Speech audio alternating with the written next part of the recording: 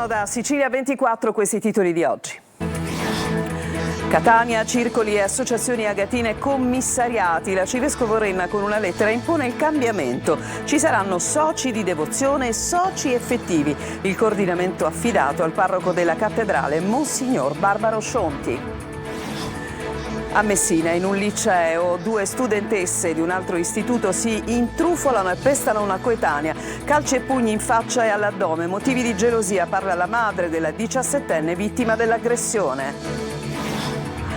Palermo, riesplode la violenza, dalla rissa con accoltellamento in via La Lumia alla rapina e aggressione a Ballarò nei confronti di uno studente universitario.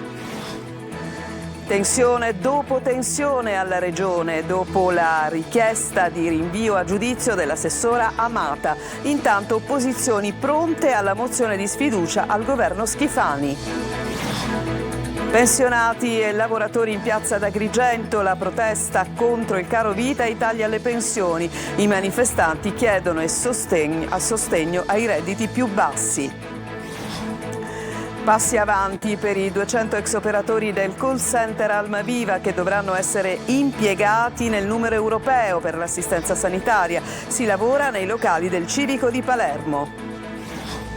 Calcio, il Catania prepara la partita contro il Latina di domenica al Massimino. Obiettivo tornare alla vittoria. Toscano deve fare fronte anche alla squalifica di Quaini.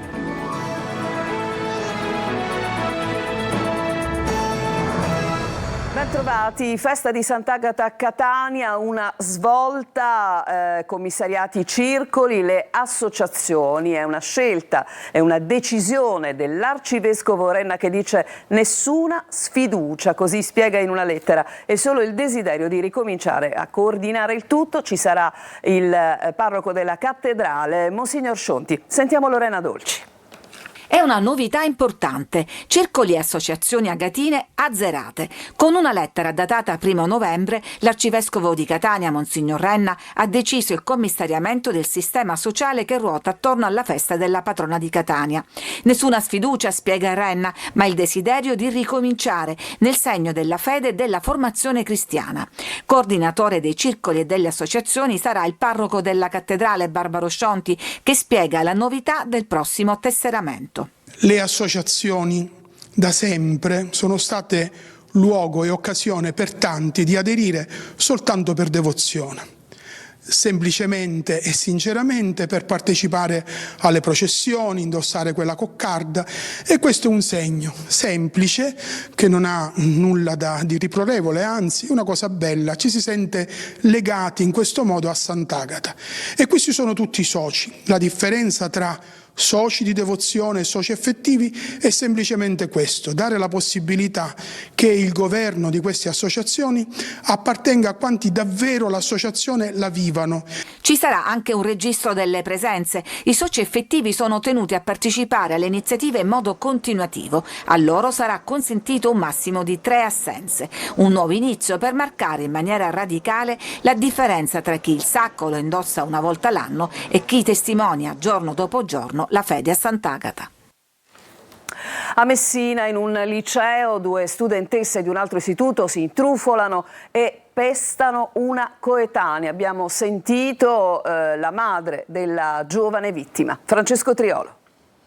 Un'aggressione pianificata in ogni minimo dettaglio, quella avvenuta ieri mattina al liceo Basile di Messina. Vittima una studentessa di 17 anni. La sua colpa, quella di frequentare un compagno di classe, sarebbe stata quindi la gelosia a scatenare la furia di una coetanea, sua ex compagna di classe sino allo scorso anno, che adesso frequenta un altro liceo cittadino, ex fidanzatina dello stesso giovane. Insieme ad un'amica si sarebbe intrufolata all'interno della scuola grazie al cancello aperto per il pulmino dei disabili. Secondo quanto ricostruito sinora, sino a questa mattina, le ragazze avrebbero sfruttato questo ingresso alla palestra da questo padiglione, ma tutto è stato ripreso. Qui vedete le telecamere di videosorveglianza. Con un escamotage, la convocazione da parte di una professoressa, la giovane è stata attirata nei bagni della palestra e lì calci e pugni in faccia e all'addome. Parla la madre Maria. Hanno iniziato in 2, ad alzare mani, di che poi una si è fermata e l'altra ha iniziato a riprenderla.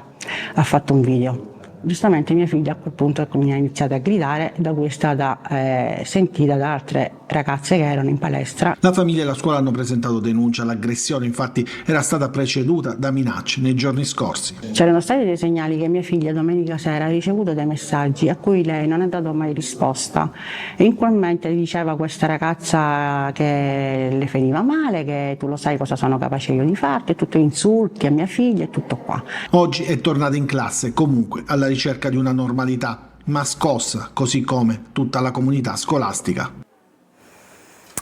Parliamo ancora purtroppo di violenza che riesplode a Palermo. Ci sono due episodi che vi racconterà Marco Gullà in questo servizio, uno di accoltellamenti in via Lumia e poi a Ballarò, dove uno studente universitario è stato rapinato e colpito con pugni in faccia. Sentiamo.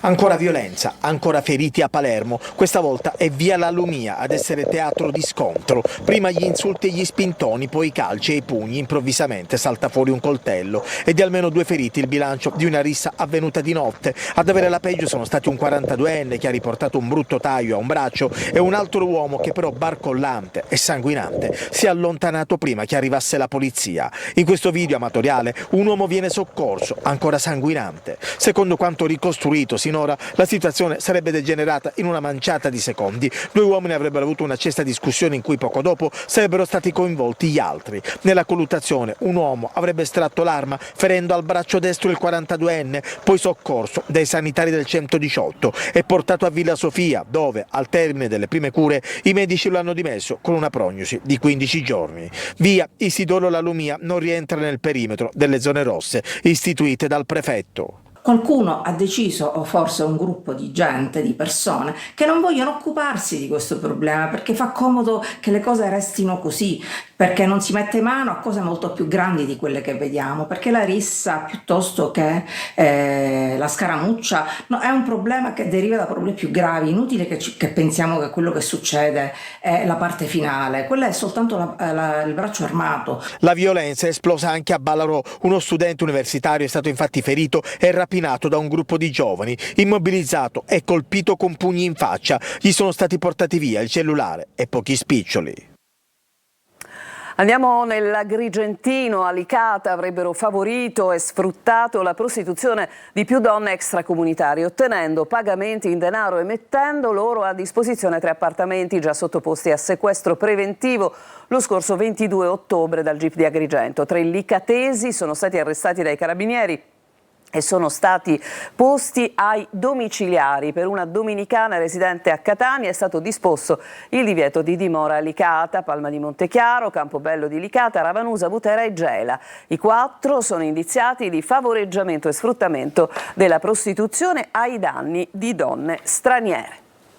Andiamo a Trapani, impennata preoccupante nel trapanese di reati da codice rosso, e cioè tutti quelli legati alla violenza sulle donne. La Procura di Trapani in affanno nella gestione di tante denunce a causa della carenza di organico. Laura Spanò.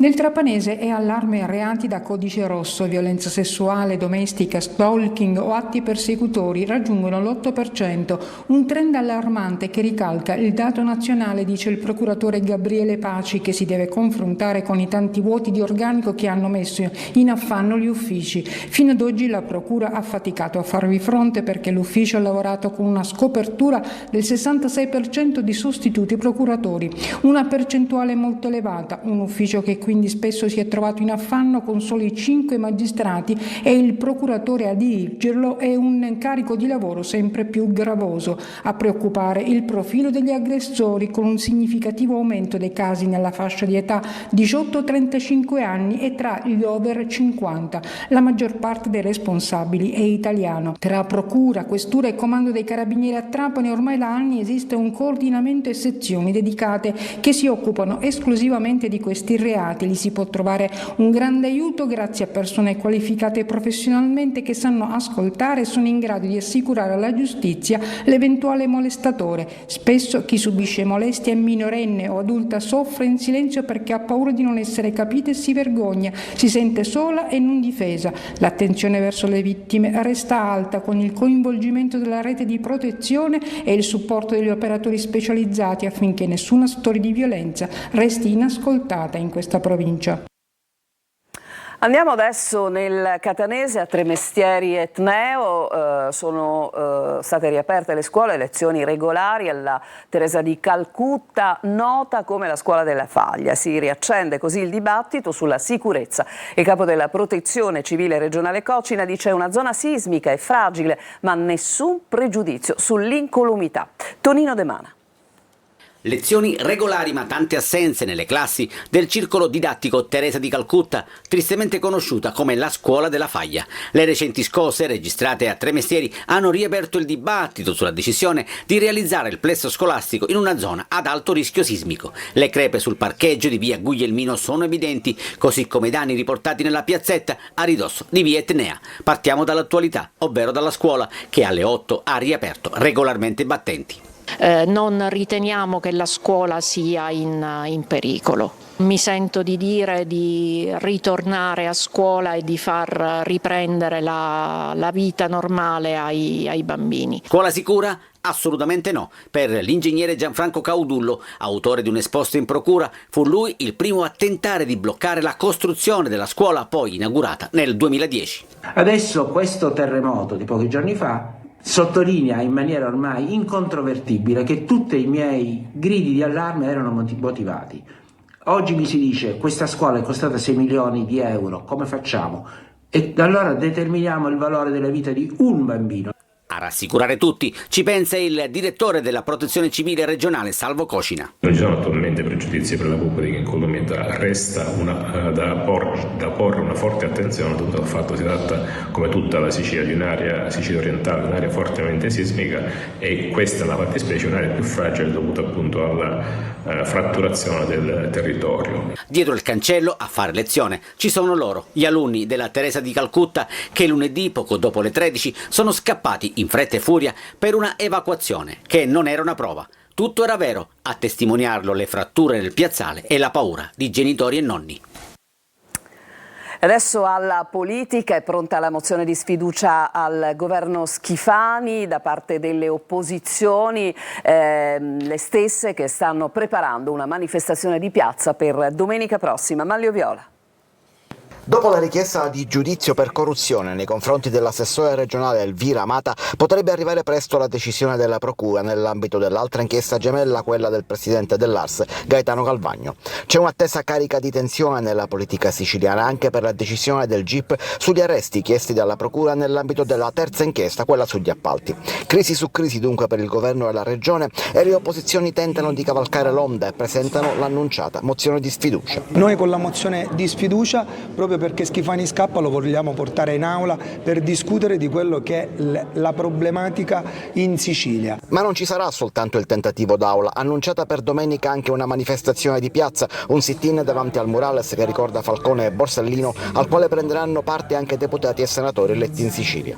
È la mozione di sfiducia di tutti i siciliani onesti che si sono stancati di vedere il governo Schifani combinare tutte queste brutte pagine di storia della nostra regione. Ma il vero ostacolo che rende la mozione quasi inutile è il numero di voti. Ne servono 36, le opposizioni ne contano solo 23. Noi stiamo cercando, e dico questa notizia, anche di prendere dei voti della maggioranza, e vi posso dire in anteprima che stiamo lavorando e probabilmente potremmo avere anche qualche firma di deputato della maggioranza che sta comprendendo di essere in un governo disastroso.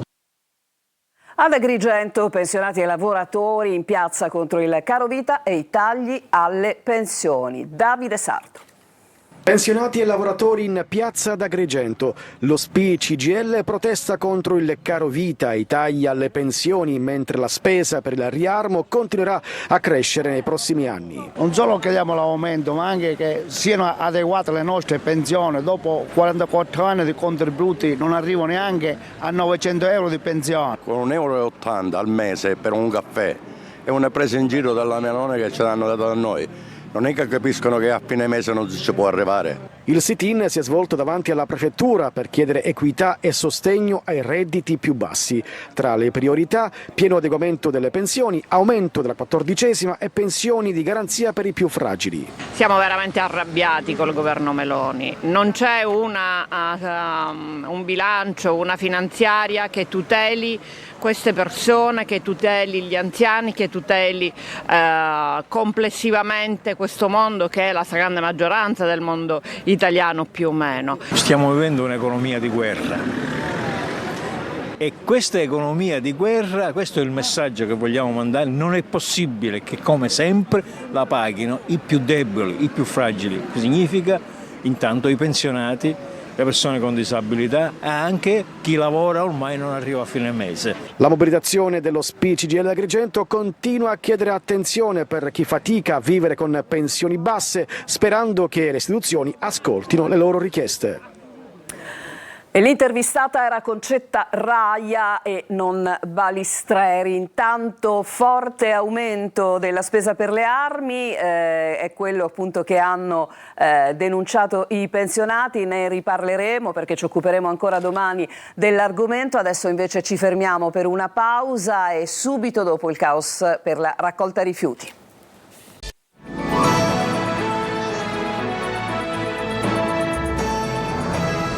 Seconda parte di Sicilia 24, disagi e disservizi in vari comuni della Sicilia per la raccolta della plastica. Ma quali sono le cause? Lo sentiamo nel servizio di Emanuela Corsi.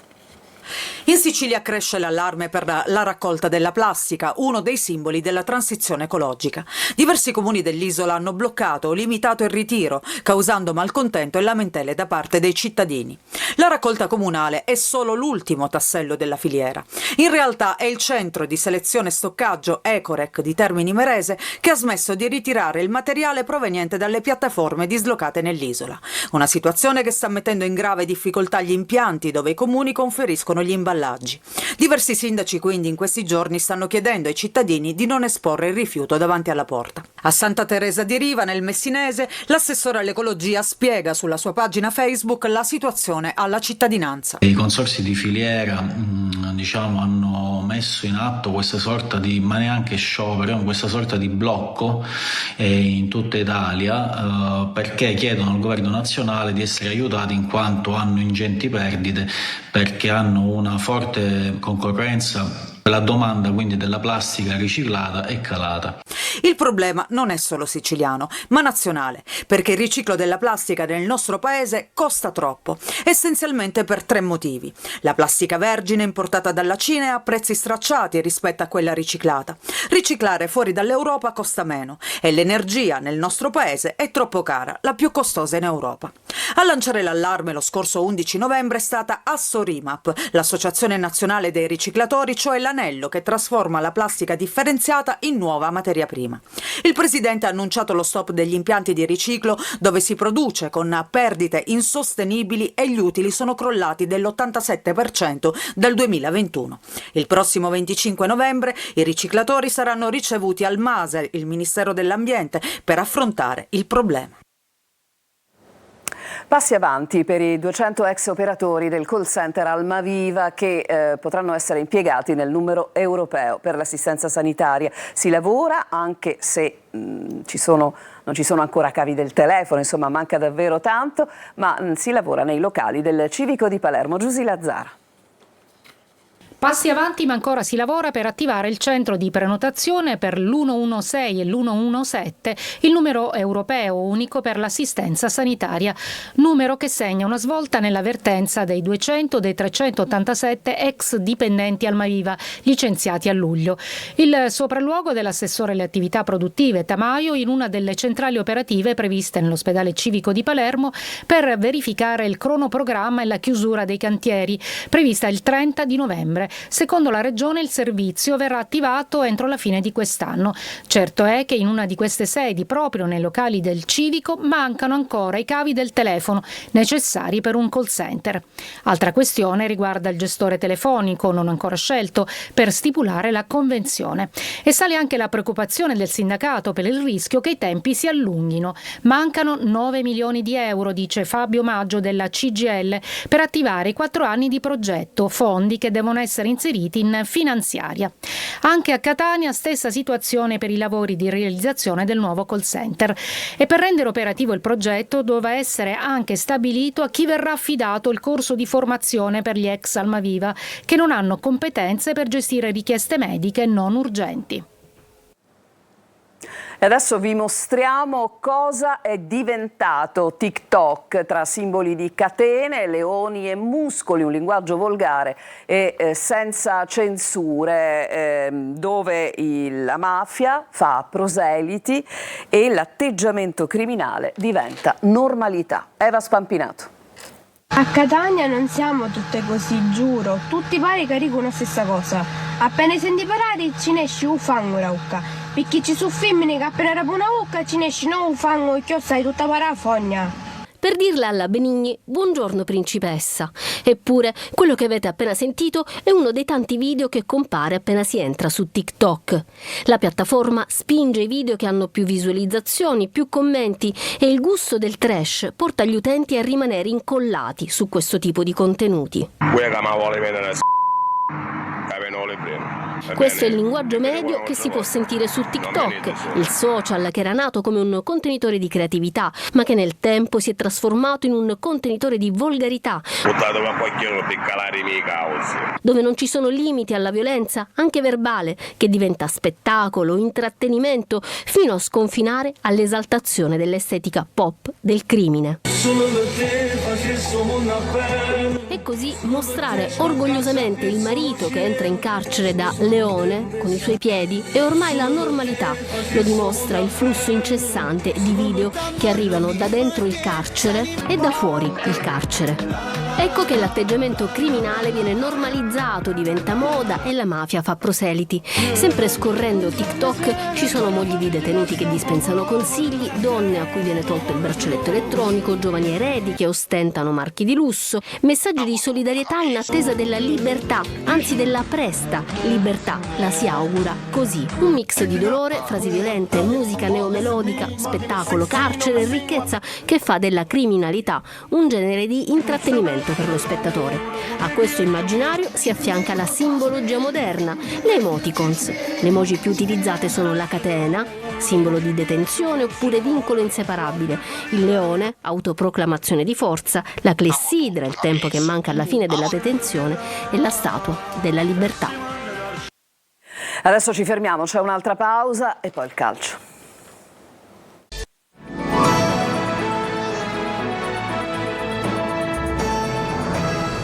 Siamo al calcio con il Catania che prepara la gara contro il Latina di domenica al Massimino. L'obiettivo è quello di tornare alla vittoria. Mimmo Toscano dovrà fare fronte anche alla squalifica di Quaini. Francesco Triolo. Ad inizio campionato è stato l'attacco, il reparto sotto osservazione. Adesso invece l'attenzione di Mimmo Toscano è rivolta soprattutto su centrocampo e difesa. Sono questi al momento i reparti per i quali il tecnico dovrà fare più fatica per operare la scelta giusta, considerato le assenze anche in vista della partita di domenica al Massimino contro il Latina. Non certo che le alternative non manchino, anzi è per questo motivo anche stamattina durante l'allenamento il tecnico rossazzurro ha provato diverse soluzioni. La squalifica di Quaini fa il paio con le diffide di Di Tacchio e di Gennaro che impongono una valutazione nella gestione delle risorse, anche perché con Gherardi che ancora deve scontare 2 giornate di squalifica è necessario non farsi trovare in emergenza. A proposito di Gherardi, il club ha tempo sino a venerdì per valutare la possibilità di fare ricorso per uno sconto della squalifica di 4 giornate. Si stanno valutando tutti gli aspetti, ma al momento bisogna considerare che Gherardi contro il Latina intanto non ci sarà. C'è Raimo in fase di convalescenza, ma parlare oggi di un suo possibile recupero in vista della partita di domenica è quantomeno prematuro. Si lavora quindi giorno per giorno, puntando anche sulla motivazione di volersi riprendere il primo posto e farlo nel più breve tempo possibile, ritornando alla vittoria, magari già dalla gara contro il Latina. Questo era il nostro ultimo servizio, vi ringrazio per averci seguito. Adesso vi lascio, visto che è mercoledì, al consueto appuntamento con il sindaco di Catania, appuntamento con il sindaco naturalmente, e a condurre questo appuntamento così atteso il nostro direttore Michele Cucuzza. Potrete mandare i vostri messaggi di testo al nostro numero WhatsApp 342 7455 005, quindi dopo la sigla appuntamento con il sindaco, che si potrà anche vedere in streaming su siciliaweb.it. Il telegiornale tornerà alle 19.